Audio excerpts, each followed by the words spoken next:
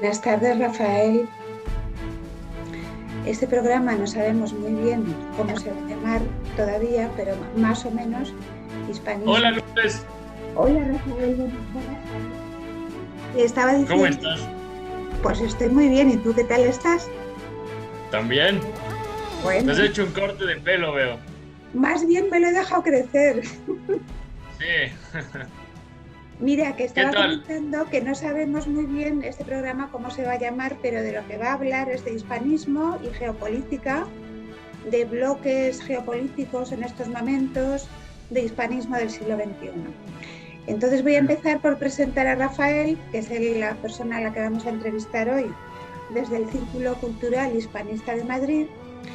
Rafael Bahamonde Cobo de Figueroa, que es economista por la Universidad de Grenoble, es economista por la Pontificia Universidad Católica de Ecuador, es asesor económico del Europarlamento, es empresario y es compañero de muchas batallas de Francisco Núñez del Arco Proaño en su organización metapolítica El Otro Ecuador. Eso es someramente y digamos, muy resumidamente lo que Rafael hasta estas fechas ha hecho, pero seguro que ha hecho mucho más, sobre todo como empresario. Bueno, pues Rafael, si te parece, vamos a empezar. La primera pregunta que te quería hacer es, tú que estás viviendo en Ecuador, donde un porcentaje de la población altísima es indígena o mestiza, y que lo estás viviendo en primera fila, tanto cuando estás en Quito como cuando estás en tu finca, ¿no? En tu empresa, yo te quería preguntar, ¿quién piensas tú que está detrás del indigenismo? Bueno, hay muchos participantes, hay muchas entidades que están atrás del el indigenismo. Sobre todo, existe una red de ONGs dirigidas desde fundaciones como la Rockefeller Foundation, la Carnegie Foundation, Open Society, la famosa Open Society de George Soros. Hay algo también de la Bill y Melinda, aunque casi no mucho.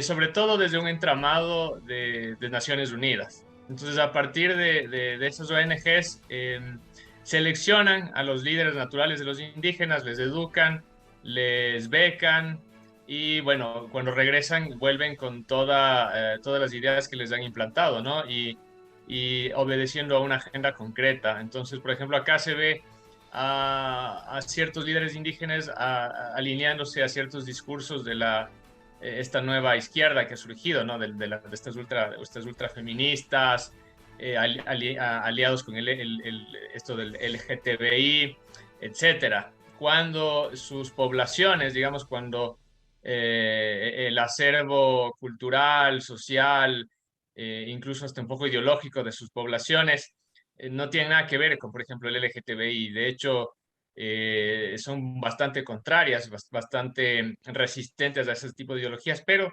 ya vienen implantando en su mentalidad de estos líderes indígenas para que actúen de cierta manera. Ese, digamos, es el entramado más fuerte y más actual. Eh, por otra parte, también existe una influencia que viene desde los trabajos que hicieron acá la Unión Soviética, en la que trataron de hacer una especie de movimiento que amalgama el comunismo con el indigenismo y le meten ahí incluso también hasta un tema identitario racial y racista, diría yo. Entonces es un indigenismo étnico un comunismo étnico que busca no solamente una lucha de clases, sino también una lucha incluso hasta racial. Y ejemplos de esto podemos verlo, por ejemplo, con el mariateguismo, del cual algunos líderes indígenas de acá, importantes líderes indígenas, se han dicho de forma abierta que son seguidores. Por otro lado, y bastante menos, pero que también ha tenido su influencia, ha sido también el trabajo de la China comunista en esta región hispanoamericana, en Sudamérica. Y bueno, yo que hace poco tuve, bueno, no hace poco, hace unos años tuve unas clases de mandarín. pude ver algunas cosas porque hacían una especie, trataban de hacer una especie incluso hasta de una especie de imperialismo racial, porque decían los chinos que muchas etnias de acá indígenas son de su misma raza, que por lo tanto deben naturalmente seguir, como decir, al hegemón de la raza asiática, y se inventaban tonterías de esa naturaleza, pero obviamente con una clara injerencia imperialista, ¿no? Entonces, esa es la situación acá respecto al indigenismo, en resumen. Bueno, yo te iba a haber preguntado, pero el otro día, como hablamos, digamos, por privado sobre el tema, ya no sé si preguntártelo, ¿no? Sobre la élite, digamos, que se formó en las independencias, bueno, que digamos que provocó las independencias, esa élite criolla que prefirió ser cabeza de ratón que cola de león, ¿no?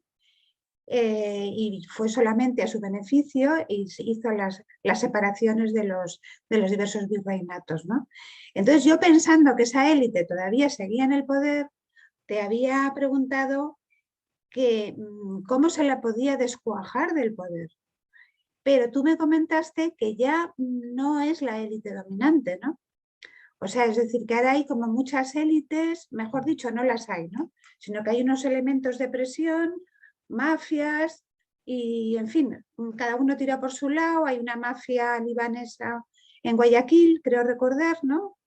Entonces no se puede hablar de que haya una élite dominante que se está llevando al gato al agua mientras deja al resto de su población tirada, ¿no? Sino que es que ya no hay élite, digamos, ¿no? O sea, estamos en un momento en que ahí hay un batiburrillo que no se sabe quién va a acabar dirigiendo, si es que va a acabar dirigiendo a alguien o se va a acabar de deshacer Ecuador también, ¿no? Ese es un poco el Sí, problema, ¿no? bueno, sí, por lo menos acá en Ecuador es un poco así. Me parece que hay otros países de la región que todavía tienen, digamos, una élite más, de tintes más criollos, ¿no?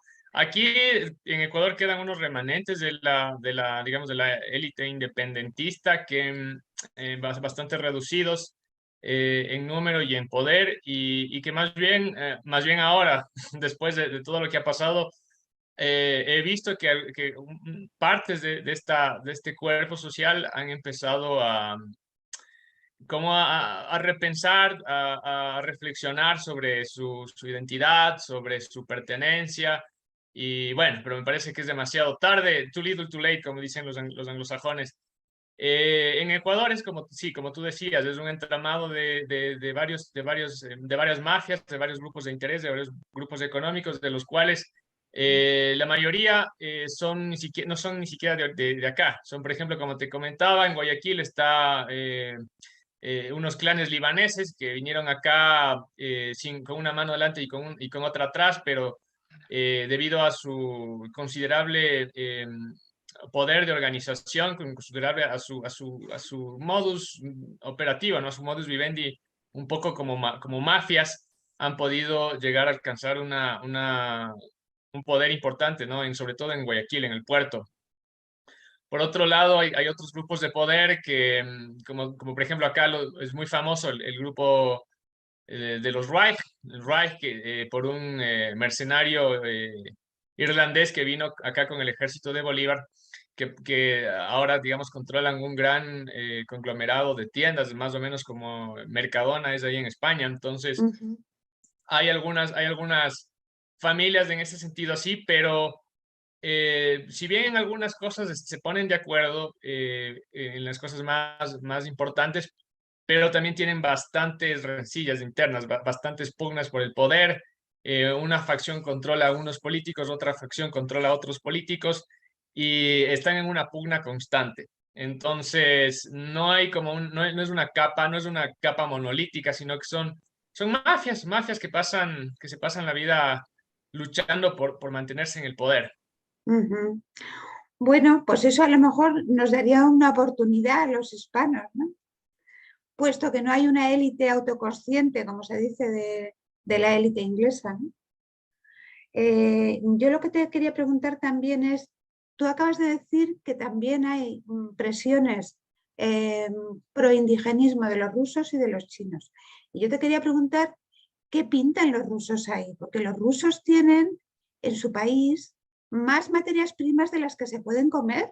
Es decir, con Siberia tienen petróleo y todo tipo de materias primas que podamos pensar para siglos y siglos, porque su población es de unos 150 millones de habitantes, ¿no?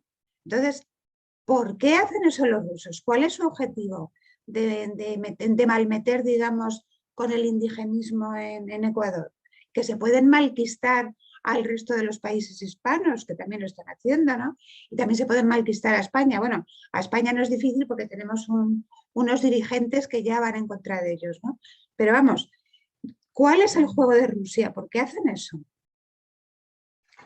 Sí. Bueno, antes un poco complementando la pregunta anterior, me parece que frente a ese caos, digamos, frente a esa lucha intestina constante dentro de cada una de las naciones hispanoamericanas, se puede crear, digamos, primero una escuela de pensamiento, un, digamos, un movimiento Un think filosófico, tank, un ¿no? movimiento de ideas que rescate muchas nociones que son naturales, que rescate nuestra identidad, que rescate Perdona nuestra que te historia. interrumpa un momento. Tú sabes que en España se creó en época de Aznar, pero de acuerdo a todos los partidos políticos, un think tank que se llamaba Real Instituto Elcano y que está completamente dominado por los ingleses. Y Sí, sí, nunca, sí. nunca habla de Hispanoamérica ni la estudia para nada. En fin. Sí, está totalmente dominado por los ingleses. Lamentable, pero bueno, si es que hubiera una entidad, digamos, en ese sentido, que haga lo que tiene que Algo hacer, parecido. no sería muy difícil, o sea, obviamente sería difícil, ¿no? Pero no sería imposible y empezar primero con un movimiento de las ideas, un movimiento filosófico y después con unas ideas claras, un norte bien claro, se puede Y un plan pensar estratégico. en crear, perdón. Y un plan estratégico, ¿no? Claro, un plan estratégico, pensar en crear ya un movimiento transcontinental, ¿no? Con una identidad clara y con un objetivo claro, que la verdad es bastante posible. En el mundo de la política me parece que existe una similitud con la evolución, digamos, con la teoría de evolución, pero no de la forma reactiva que plantea Darwin a la teoría de la evolución, ¿no? Que las especies se adaptan al ambiente y la que mejor se adapta es la que sobrevive. Me parece que en el mundo de los hombres, en la política, es una evolución proactiva. Es aquel que puede dominar a su Que entorno y cambiar a piensa. su entorno a su voluntad para medrar y para que medre su grupo, su casta, su raza, en fin, su imperio, es aquel que puede, es aquel que va a llegar a la hegemonía, y eso es lo que ha pasado a lo largo de la historia, ¿no? Y esto nos conecta con tu pregunta sobre los rusos. Bueno, los rusos hay que entender, según mi parecer, no son lo que eran antes. O sea, una cosa es la Unión Soviética, que era el superpoder que se oponía al occidente. Mm. Ahora es un país importante, es un núcleo geopolítico importante, pero regional. No es ni de lejos lo que era antes. Es un país que me parece que tiene el mismo PIB que España. Entonces, Debe ser eh, más, ¿eh? A lo mejor lo tienen un poco escondidito. y pues sí, seguramente. Pero bueno, lo que buscan acá es tratar de mantenerse, o sea, a mí me parece que tras Yeltsin o con la venida de Yeltsin lo que querían hacer con Rusia era balcanizarle. Y fue Putin el que pudo salvar a Rusia de la balcanización. Y de hecho lo que hizo Putin es justamente crear una especie de nueva élite, porque él puso, digamos, en posiciones económicas de poder y políticas de poder a la casta militar, a los como él mismo, un ex agente KGB. Entonces son empresarios y políticos, pero que antes eran ex agentes del KGB, ex militares, entonces gente bastante formada, gente Ujú. con, digamos, no es cualquier gente. Entonces, lo que buscan en esta región los rusos es mantener la hegemonía rusa. ¿Y cómo hacerlo? Pues bueno, Primero que no les sigan dividiendo como a nosotros, ¿no? Eso es lo exacto. primero, que ya lo han Entonces, por conseguido. ejemplo, si es que tú te vas, estamos hablando de Rusia, tú te vas a Ucrania y tratas de poner ahí una base militar, un escudo antimisiles que están a poquísimos kilómetros de Moscú. Bueno, Ujú. pues si yo puedo, me voy a Venezuela. Si yo puedo, hago una alianza con el gobierno ahí de Venezuela, les paso armamento, les vendo armas, además amplío mi mercado porque Rusia tiene una amplia industria armamentística. Ujú. Entonces, de haber intereses hay.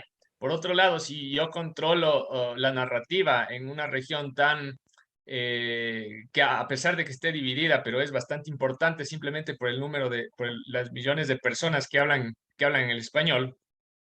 Si yo muestro una narrativa que es favorable digamos, a mi país, está bastante bien, porque quien influencia en la opinión pública es la guerra suave, ¿no? Entonces, quien influencia en la opinión pública tiene mucho por ganar. Entonces, no solo son, me parece, los recursos naturales que también, pero está la influencia en la narrativa, está la apertura de nuevos mercados y aparte de eso está la posibilidad de volverle volver a una de las repúblicas hispanoamericanas enemigas de Norteamérica, que está bastante cerca, ¿no? O sea, si tú te vas a mi patio trasero, que es Ucrania, yo me voy a tu patio trasero, que es Sudamérica, lamentablemente, en este caso, pues Estados Unidos. Perdona, Rafael, pero si están potenciando ellos también el indigenismo, eso no va contra Estados Unidos. Eso va contra el hispanismo, va contra la hispanidad directamente. Los Sí, por Estados Unidos supuesto, hacen exactamente lo mismo. Eso matan no dos va pájaros contra de un tiro. Estados Unidos. Así es, sí, matan dos pájaros de un tiro, porque además, o sea, todo el mundo, todos los rivales geopolíticos de la hispanidad están conscientes del potencial que hay en Hispanoamérica, ¿no? O sea, es una región muy rica, es una región que habla un solo idioma, es una región que tiene una cultura muy similar entre los diferentes componentes. Entonces, Pero es una región, están intentando que dejen de hablar el mismo idioma. Fíjate tú en Bolivia. exactamente. Y de hecho el indigenismo es lo que, o sea, la motivación principal atrás del indigenismo es justamente esa, es atomizar aún más a las sociedades hispanoamericanas, porque por ejemplo está con este concepto de una nación plurinacional, que por ejemplo en la Constitución ecuatoriana España. implementan esa parafernalia, que por cierto fue asesorada por gente de Podemos. Claro. Entonces, claro, se inventan una serie de nacionalidades indígenas que aparte no, algunas podrán haber, pero otras ni siquiera existen. Acá incluso en la población indígena existe un importante nivel de mestizaje, incluso biológico, no solo cultural, porque cultural, los indígenas aquí que usan alpargatas, poncho y sombrero, todos son implementos que son hispánicos. El poncho, las alpargatas y el sombrero es hispánico. Entonces, tratan de dividir a la población aún más, atomizarla aún más a través de volverla en una especie de conglomerado tribalista, Y donde eso es un objetivo geopolítico de Rusia para evitar que la ataquen a ella. Yo pienso que va más allá, ¿eh? ¿No te parece? eso es un objetivo para mantener a esta nación descuartizada, ¿no? Para mantener a la gran nación hispanoamericana descuartizada, porque es un rival menos, es un rival menos y donde se puede incluso sacar provecho de forma material a través de los recursos materiales, abrir nuevos mercados y incluso hasta la fuga de cerebros, ¿no? Hay muchas personas brillantes que hoy en día, de la región hispanoamericana, que hoy en día están trabajando Van a en Estados los mejores Unidos o a institutos de Rusia. Norteamérica, de Europa, de Rusia. Entonces también es eso, ¿no? Y aparte, o sea, son fuga de cerebros porque es gente que va a trabajar para mí y que no va a estar en mi contra. Entonces, las coincidencias entre digamos, las políticas exteriores de varias naciones como Rusia, Estados Unidos, China, en ese sentido pueden coincidir, porque mientras les mantenga aplastada a una región que tiene el potencial para ser un rival importante, mejor para todos. Ya sabes que yo tengo la teoría o la sospecha, porque no tengo mucha idea de geopolítica, la verdad, pero como resulta que Rusia está sentada, digamos, encima del mayor depósito de materias primas, que es Siberia, pues me parece rarísimo que estén jaleando el indigenismo en Hispanoamérica. Entonces, me ha dado por pensar que últimamente yo me he vuelto muy mal pensada, no sé por qué, que los rusos lo que no quieren es que los chinos se den cuenta de que tienen justo encima de ellos ese depósito de materias primas. Que los chinos lo saben, por supuesto. Pero claro, si los chinos intentan quedarse con Siberia, se tienen que enfrentar directamente a los rusos. Entonces, Rusia, para evitar eso, yo creo que es por eso, por lo que está deshaciendo Hispanoamérica, para permitir que China se lo pueda quedar o depredar. O sea, China necesita materias primas, todas las que hay en el mundo a lo mejor le faltan todavía. Entonces, China no puede entrar fácilmente en Hispanoamérica por razones de idioma. Pero Rusia ya entró en su día a través de Cuba. Entonces, no entra Rusia directamente, entra Cuba. Cuba entra en Venezuela, Venezuela tiene dinero todavía para entrar en otros lados, y con eso que consiguen, que los chinos consigan penetrar y deshacer, digamos, lo que queda de los virreinatos y poder depredar con más comodidad. A mí es la sensación que me da, porque si no, es que no entiendo lo que están haciendo los rusos. Porque los rusos deberían de decir, para que no nos coman los anglos, vamos a ver si encontramos aliados por ahí. Hombre, pues mira, tenemos a los hispanoamericanos, que ya nosotros somos muy amigos de los cubanos y de los venezolanos. Vamos a hacer si hacemos bloque con estos.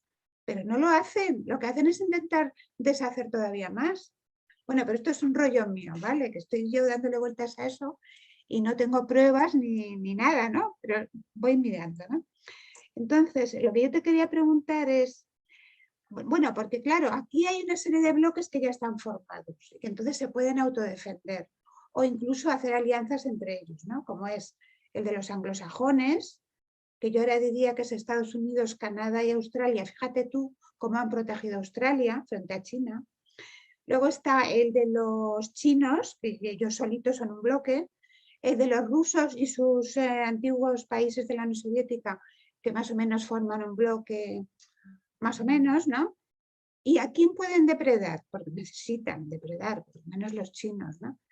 Pues pueden depredar a los que están deshechos, a los africanos, que nunca han tenido unidad, a los hispanoamericanos, que la perdieron hace 200 años, y a los europeos, que tampoco la han tenido nunca. ¿Y qué está pasando? Que están invadiendo. Bueno, y luego Estados Unidos está bastante mal, está bastante tocado. Vamos a ver cómo acaba el tema en Estados Unidos, ¿no? Entre los demócratas y los republicanos y los de la Constitución del 770 y no sé qué, y los que son aliados de China y los que no son. Estados Unidos está al borde quizá de una guerra civil. Entonces también se lo pueden plantear, ¿no? Pero aquí, como dice Marcelo Gullo, aquí hay que aprovechar la oportunidad de todo este lío que está habiendo para intentar nosotros formar un bloque antes de que se nos coman también. ¿No te parece? Sí, sí, claro. Y bueno, de hecho, también habría que tomar en cuenta otros factores. Por ejemplo, el hecho de que existen ya capitales financieros que, bueno, son de hecho, por ejemplo, BlackRock, que es un hegemón de capitales que, digamos, Es tiene, dueño de tiene todo. más riqueza que la mayoría de los PIBs de la mayoría de los países del mundo. De hecho, los únicos países que tienen un PIB más grande que BlackRock es China y Estados Unidos. El resto, bueno, entonces son esos intereses también, porque, a ver, atrás de China hay muchos intereses globalistas, hay muchos Claro. capitales financieros transnacionales, está Silicon Valley. China no hubiera podido llegar al nivel que ha llegado digamos, de No hubiera avance sido porque es tecnológico. la herramienta de los poderes globalistas. Claro. A China le pasaron tecnología, le pasaron dinero. China es el producto del globalismo. Y hay, de hecho, en el mismo Partido Comunista hay facciones que están a favor, digamos, de esta alianza con los capitales financieros internacionales y otras que están en contra. Entonces, hay que tomar en cuenta también eso. Por otro lado, tenemos que decir que, digamos, si hablamos de conflicto, de conflicto geopolítico, existen conflictos, hay una guerra de Tucídides que está ahorita tomando lugar entre Estados Unidos y China, y la verdad es que ahora utilizar armas nucleares, digamos, está un poco, a nadie le conviene utilizar armas nucleares, porque si el momento que usan armas nucleares, francamente, o sea, el mundo ya no le Adiós, muy serviría a nadie, buenas. ¿no? A nadie le va a servir un mundo devastado por la radiación. Bueno, pero hay Entonces, tecnologías muy avanzadas, ¿eh? Que pueden destruir de una manera muy selectiva. como por ejemplo El rayo una ese, no tecnología sé qué. biológica. ¡Buh! Eh, entonces, nadie sabe de dónde salió este asunto, ¿no? Nadie sabe, a ciencia cierta, nadie sabe quién fue, pero fue alguien. Y Entonces, ese nadie es otro apunta a tipo, China, curiosamente. pues, la que más ha resultado beneficiada de esto es China, por supuesto, y el No que lo más sé. ha resultado perjudicado ha sido Estados Unidos, porque no olvidemos que Sí, incluso sí, está muy tocado, ¿eh? eh, el tema este de lo que estamos hablando hizo que perdiera Trump. Si no hubiera sido por eso, Trump hubiera ganado la reelección y otra hubiera sido la historia, ¿no? En Estados Unidos la descomposición social se hubiera de alguna, o por las buenas o por las malas, hubiera parado las políticas que estaba tomando Trump en contra de China y, digamos, alrededor del mundo hubieran mantenido su curso. Entonces, esta cuestión también hay que tenerla en cuenta. Pero y hablando esto de los hegemones geopolíticos, entonces tomando en cuenta que existen grandes capitales como BlackRock, Vanguard, y Vanguard, que están atrás por lo que se ve de casi del todo. desmantelamiento en Estados Unidos del fortalecimiento en China, y tomando en cuenta que esta nueva forma de hacer guerra es algo que estamos ya viviéndolo de forma muy suave, pero que nadie quita que sea simplemente la antesala para algo más fuerte. La región hispanoamericana tiene, según lo veo yo, una gran oportunidad, porque mientras los pesos pesados del mundo están luchando por la supremacía, Hispanoamérica tiene la oportunidad de empezar a unir lazos, de empezar a verse como una región que por, digamos, una cuestión natural, lo más coherente y lógico es que se unifique, ¿no? Es que empiece a abrir mercados, empiece a plantearse un mercado común, una estrategia de industrialización regional y, bueno, surgir de esa manera. Pero para eso, eso no va a poder ser porque los gobiernos, digamos, de cada república hispanoamericana son gobiernos títeres, ¿no? Son Como chusma que está todos. puesta ahí de esclava ante estos grandes poderes regionales, o más bien dicho, mundiales. Entonces, la única opción que se tiene en ese sentido es simplemente, como te decía, volvemos al principio, generar un movimiento filosófico de ideas, un movimiento metapolítico con objetivos claros y alrededor a ese movimiento, esas ideas, Una gran plantearse ya difusión también, ¿no? algo político. Ujú. Bueno, pues creo que ya estamos llegando a la media hora, que es lo que teníamos previsto para grabar, ¿no? Pero yo creo que ha quedado claro cómo lo ves y cómo y las cosas y los pasos que habría que dar, ¿no? Y por último te quería preguntar, ¿qué piensas sobre el concepto de hispanidad de Ramiro de Maeztu, según el cual para la hispanidad todos los hombres son iguales? Porque lo digo porque como ahora están acusando de que los pobres indígenas que los han maltratado y no sé qué, no sé cuántos, y a mí me parece que eso en Hispanoamérica habrá pasado en algún caso, pero vamos, es que no tiene nada que ver con lo que pasó en Norteamérica, donde ya casi no quedan indios porque se los han cargado a todos, ¿no? Entonces yo creo que es importante distinguir un poco que el indigenismo no tiene mucha razón de ser o no debería de tenerlo.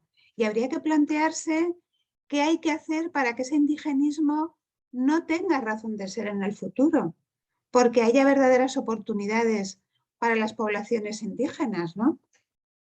Es decir, ¿tú no piensas que desde el punto de vista hispanista, que siempre ha sido católico, eh, el indígena es una persona como cualquier otra y tiene los mismos derechos y el mismo tamaño personal que cualquier otro?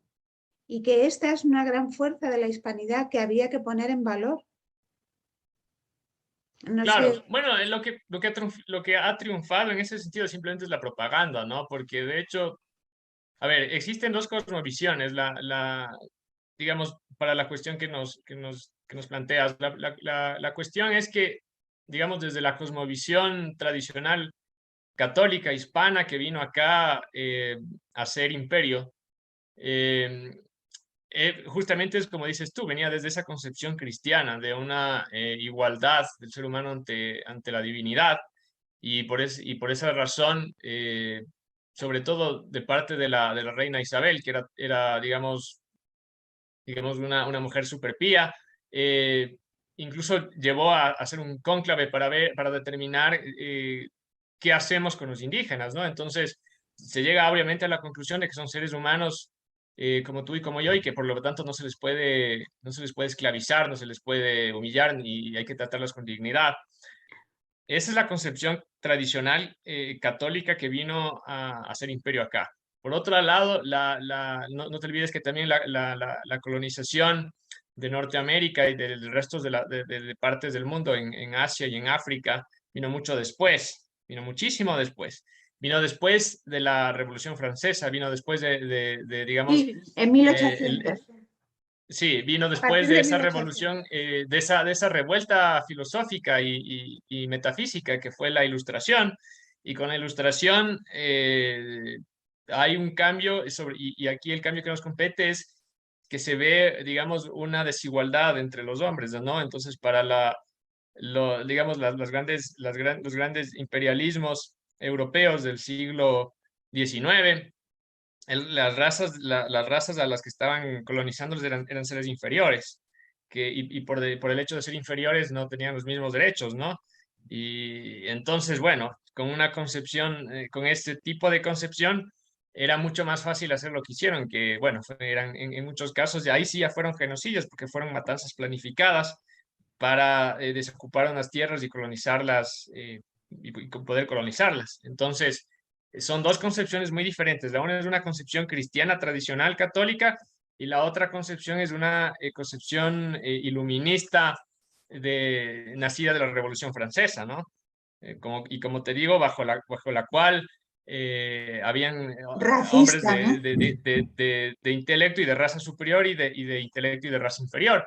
No, Mm. y por ejemplo, hay que leer por ejemplo, a Robespierre o a Rousseau, porque hay algunas frases que tienen ellos sobre los africanos, etcétera, ¿no? Entonces, Bueno, la gran rebelión de los esclavos en Santo Domingo, ay, mejor claro, dicho, en Haití, se produjo en época de Napoleón, creo. Es decir, claro, fue claro, después de la Revolución Francesa. así fue, Acabaron los esclavos negros hasta el moño de sus señores revolucionarios, ¿no? así Y fue, tuvieron que huir los franceses a la parte española, ¿no? claro, los que sobrevivieron, Los que porque, bueno, sobrevivieron. claro, Y muchos luego pasaron a Cuba también. así fue. Mm. Entonces, son esas dos concepciones, esas dos nociones, esas dos cosmovisiones, ¿no? Que hay que diferenciar claramente entre la cosmovisión bajo la cual se llevó a cabo el imperio hispánico y el resto de imperialismos que tienen totalmente otra cosmovisión, ¿no?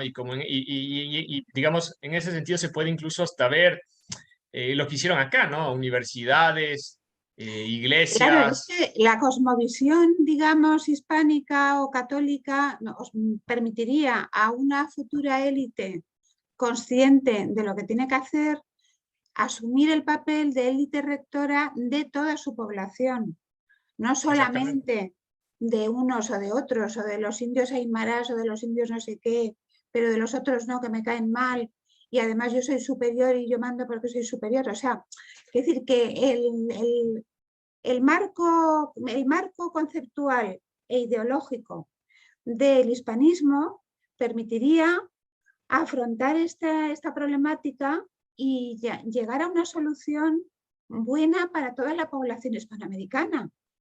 Entonces yo creo que, como dices tú, hay que ponerse a ello, ¿no? Pero ya, vamos, Sí, sí, así porque es que es. si no, Y bueno, son problemas que, o sea, la hispanidad, la escuela de Salamanca, las leyes de Indias estuvieron adelantadas siglos, ¿no? Recordemos que en Estados Unidos recién en los 60 se llega a una igualdad legal entre los hombres blancos y los hombres negros. Y vemos todos los problemas sociales que están teniendo en este momento debido a a esos problemas irresueltos, ¿no? Porque son problemas que están irresueltos todavía ahí en Estados Unidos y es una consecuencia natural Y también de su marco ideológico. O Exactamente. sea, tienen un conglomerado ahí de poblaciones que podrían integrarse, pero por el concepto que ellos tienen de seres superiores y seres inferiores va a ser difícil, porque tienen como un 30% de población hispana, como un 40% de población negra, pero luego también tienen italoamericanos, irlandeses, estamos hablando, todos estos son católicos, menos los negros que pueden no serlo, ¿no? Pero todos estos son católicos. Y luego la élite que domina resulta que no es ni católica, ni hispana, ni tal. O sea, es una minoría como en Esparta. No me extraña que la película de Esparta se hiciera tan famosa, ¿no? La de los 300, porque es algo así. O sea, son tres que están montados encima de una montaña de gente que no tiene nada que ver con ellos y no quieren asimilarlos ni asimilarse, ¿no? Entonces, tienen un problema mucho más gordo del que podéis tener vosotros, que tenéis todo en la cabeza para poderlo arreglar. Yo no sé cómo explicarlo bien, pero lo veo así, ¿no? Sí, así es, así es. Por eso siempre he dicho, o sea, lo que se tiene que empezar a hacer, pero ya como dices tú, es un think tank del que empiecen a emanar ideas, del que empiecen a emanar nuevas corrientes de pensamiento y expandirlas, ¿no? Gracias a la tecnología de las comunicaciones actuales, eso es muy fácil, eso es muy posible. Sí, la verdad que nos han venido muy bien, porque nos hemos conocido mucha gente que si no, no nos hubiéramos conocido, por ejemplo, tú y yo. Exacto. Bueno, pues nada, Rafael, encantada de haber hablado contigo, me parece una conversación súper interesante, porque tú además estás viviendo en Ecuador, estás viendo lo que está pasando ahí cada día, ¿no? Y bueno, y lo estás viendo desde el terreno. Y bueno, pues yo creo que es lo que tenemos que hacer, conseguir convencer a todo el mundo de que tenemos que ir por ese camino. ¿Tú estás bien? ¿Te está yendo bien ahora con tu empresa? Ya, algunos problemillas ahí que han parado un poco el asunto, pero bueno, ahí vamos. Bueno, pues nada, muchos saludos a Paco y a Angie. Y también recuerdos para tu madre, que no la conozco, pero seguro que es una señora encantadora. Ya te la he de presentar. Muy Creo que bien, se caerían bastante bien. ¿Y tú vale. qué tal? ¿Cómo está el King? El Kin está el pobre cada vez más mayor, casi no anda, pero bueno, ahí va. El Kin es Ah, mi perro. Bueno, pues un abrazo. ya, pues Lourdes, que estés muy bien. Un abrazo igualmente. Igualmente. Hasta luego. Chao. Adiós.